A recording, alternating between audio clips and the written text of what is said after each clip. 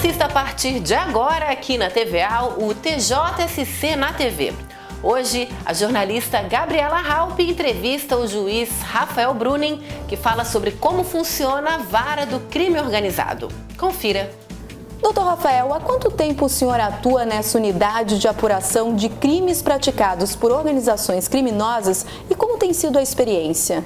Certo, eu estou atuando nessa unidade desde que cheguei na capital, isso foi em setembro do ano passado, está fazendo quase um ano. E isso se deve porque a resolução que criou essa unidade prevê que o juiz responsável pela unidade é o último juiz especial promovido ou removido para a capital. E então, naquela ocasião, eu era o último e o juiz anterior não quis ficar na unidade, né? Então eu acabei assumindo. Desde então, outros juízes já chegaram na capital. Contudo, para assegurar o princípio da inamovibilidade, que seria o juiz não sair, a não ser que não estar obrigado a sair, a resolução prevê que o juiz possa, querendo, permanecer. E justamente por ter sido uma experiência muito diferenciada de tudo que eu vivi até agora, como juiz criminal também, eu achei um desafio muito estimulante, muito interessante e por isso tenho optado em permanecer na unidade. É uma unidade relativamente nova, tem menos de 3 anos. Durante esse período já deu para encontrar um formato adequado de funcionamento em uma vara de competência tão peculiar? Bom, eu quero crer, primeiro, que essa competência deve haver um avanço, não só da criminalidade, como também uma tendência de haver a especialização, tanto das delegacias, da Polícia Judiciária, como também do Ministério Público, e aí o Judiciário também de especialização de combate ao crime organizado. Por exemplo, hoje tem a DRACO, que é uma divisão da DEIC especializada em crime organizado, o Ministério Público tem o GAECO, então o Judiciário entendeu por bem também especializar um juízo para tratar dessa matéria. E quanto à competência, ela tem uma competência bem peculiar e que eu diria que abrange 2 aspectos principais. Ela funciona como um juízo de cooperação para as 14 varas criminais da região da Grande Florianópolis, tratando aí de procedimentos investigatórios, ou seja, as medidas de investigação, inquérito, auto de prisão em flagrante, pedido de interceptação telefônica e todas as demais, a unidade funciona, seria o nome correto como se fosse uma unidade de procedimentos investigatórios e crime organizado. Certo? Por exemplo, hoje o juiz lá de São José, ou de Palhoça, ou mesmo os de Florianópolis, das outras varas criminais, só recebem o processo a partir do oferecimento da denúncia. A fase do inquérito ficou concentrada nessa unidade. Creio que foi também um desejo da Polícia Judiciária que não tivesse, aqui na capital, teriam que despachar com 14 diferentes juízes. Certo? Então, para especializar também essa matéria, o tribunal entendeu por bem, conversando também com os demais órgãos de segurança, como disse a própria Polícia Judiciária, e criou essa unidade com essa competência, certo? De procedimentos investigatórios. Se a denúncia versar sobre crime organizado, aí a ação penal também fica na unidade. Então, por isso daí a segunda competência, que seria ações penais do crime organizado. E quais as peculiaridades que o senhor pode destacar nessa unidade? Eu creio que foi um grande acerto o tribunal especializar a unidade nessas 2 competências, porque, primeiro, porque trata do início do crime, né, que são os procedimentos autos de prisão em flagrante, por exemplo, as audiências de custódia. Nós estamos fazendo nessa unidade aqui na capital e dá uma média de umas 5 prisões em flagrantes por dia. Então é preciso que haja realmente uma especialização disso, né? Justo porque é logo que o crime acontece, e às vezes tem uma soltura precoce, algo, né? Isso repercute também bastante, etc. Então, além do que, realmente o crime organizado também requer uma especialização, né? Tanto que a própria investigação também é diferenciada. Por exemplo, a tão hoje mencionada colaboração premiada, tem infiltração de agentes no mundo do crime, digamos assim, para eles melhor, isso é uma ação controlada, chamada, né, também precisa de autorização judicial, mas é a possibilidade de um policial se infiltrar com os criminosos para melhor investigar.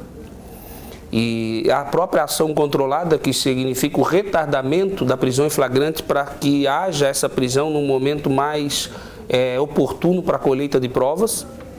Então, e por outro lado, do que eu pude ver nesse um ano que estou, é que o crime organizado realmente existe, busca se organizar e cabe ao Estado buscar desmantelar, né, esse tipo de crime, porque realmente a repercussão é bem maior, né, seja pelo a existência do chamado PGC, primeiro grupo catarinense que praticou atentados contra órgãos de segurança, mas não é só, pega tráfico de drogas bastante, lavagem de dinheiro. Eu acabei de dar uma decisão mandando a leilão vários carros e outros bens, num total de uns 440 mil reais, que teriam sido adquiridos com a lavagem de dinheiro do jogo do bicho. Então, o jogo do bicho até é uma contravenção penal, não é algo tão grave criminalmente falando, mas a lavagem de dinheiro, que também é crime, esse sim. Então, além do que, por exemplo, numa outra ação penal de tráfico de drogas, houve também a apreensão de 800 mil reais em dinheiro de jet ski, Land Rover, BMW, carros, tudo, então, ou seja, montantes que também precisam ser administrados pela justiça, né, ou levando para leilão, etc. Além também de ser uma grande medida efetiva para desmantelar o crime organizado, é justamente atacar o poderio econômico. Então, eu creio que é uma experiência de sucesso a unidade e tem conseguido dar conta, combater, né, com os meios que dispõem desse tipo de crime. O senhor acredita que o caminho para uma boa prestação de serviço à população é justamente unindo forças com outros órgãos estaduais? Bom, na verdade, esse sempre foi o caminho, a meu ver, quanto aos órgãos de segurança pública. Embora cada um tenha que ser consciente do seu papel e também saber separar. Não é salutar o juiz se imiscuir na investigação a ponto de perder a imparcialidade no sentido de querer ser um justiceiro, de fazer um papel que não é dele. Nesse caso, temos que, não é à toa que a Constituição separou as funções de investigar, acusar e julgar. Agora, para o sucesso, para a responsabilização, que seria o julgamento condenatório, é preciso que a polícia bem investigue, que o Ministério Público bem acuse e que a Justiça também julgue adequadamente. Então, claro que é preciso que haja uma comunicação entre os órgãos, uma cooperação entre eles, mas cada um ciente do seu papel e nos limites da sua atuação.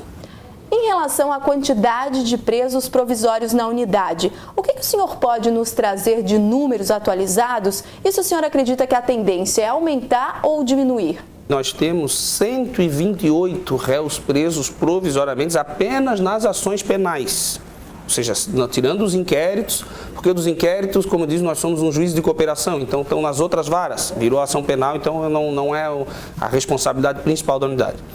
Mas vejam, a nossa unidade, quanto a processos relacionados ao crime organizado, eu também fiz a contagem, temos 98. Não são tantos, se for ver a realidade de uma unidade criminal, é 1.000, 2.000 processos. Só que todos são processos de extrema complexidade. Mais de 2.000, 3.000 páginas. Aquela ação penal que tem 62 réus, a outra 23. Então, são processos complexos, e que também, como diz, somados, acarretam esse número de prisão. Às vezes, uma operação nova, que é deflagrada, acarreta na prisão de 17 pessoas.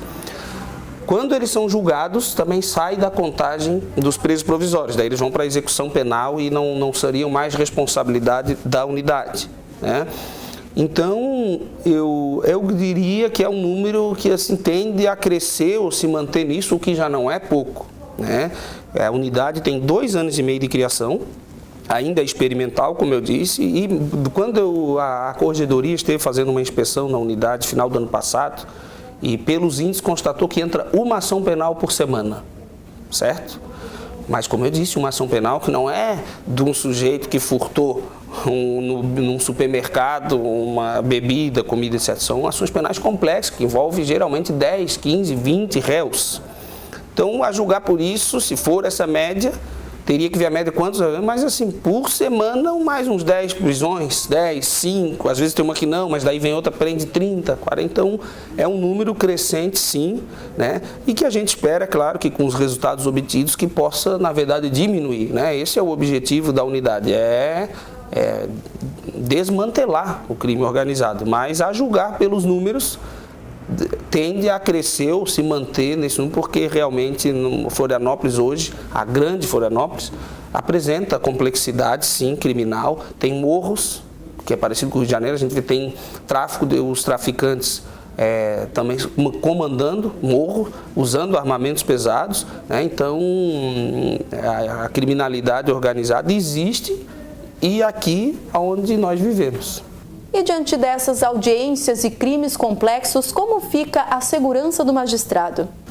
Bom, por um lado, nunca tive esse receio, esse medo, porque acho que a função do juiz também é tratar também o réu com respeito. E também é uma questão técnica. Se tem prova para condenar, é condenado. Se não tem, é absolvido. Então, eu sempre busquei tratar os réus com o devido respeito, né, etc. e tal. Então, nunca tive uma ameaça concreta contra a minha pessoa e nem medo disso.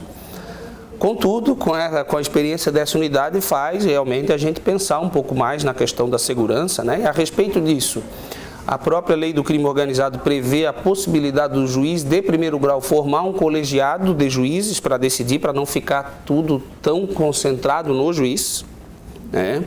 E também, apesar de não ter tido nada concreto de ameaça contra a minha pessoa, o tribunal, desde essa audiência, que foi envolvendo os atentados de 2014, de que o estado de Santa Catarina foi vítima, passou a disponibilizar uma segurança pessoal, com até colete, prova de balas, escolta, né?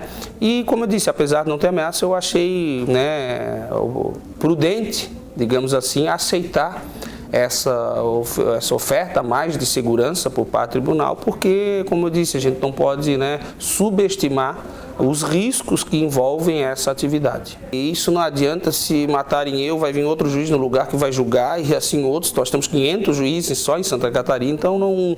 E, como eu disse, eu acredito que tratando o réu com respeito, né, ele vendo que a prova